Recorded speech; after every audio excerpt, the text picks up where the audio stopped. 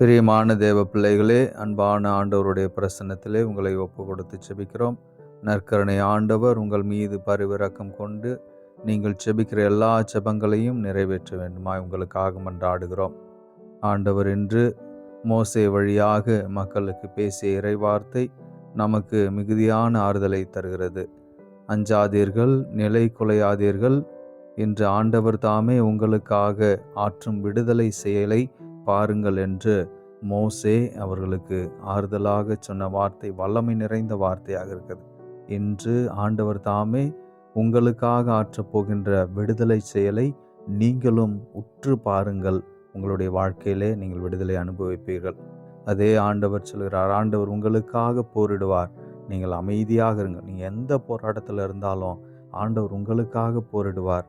நீங்கள் அமைதியாக இருந்து அவருக்கு நன்றி செலுத்தி கொண்டே இருந்தாலே போதும். அவருடைய பெயரை மகிமைப்படுத்தி கொண்டிருந்தாலே போதும். நீங்கள் எல்லாவற்றிலும் வெற்றி அடைவீர்கள். ஆண்டவர் உங்களை பொறுப்பேற்று பாதுகாத்து வழி நடத்துவாராக. ஆமேன்.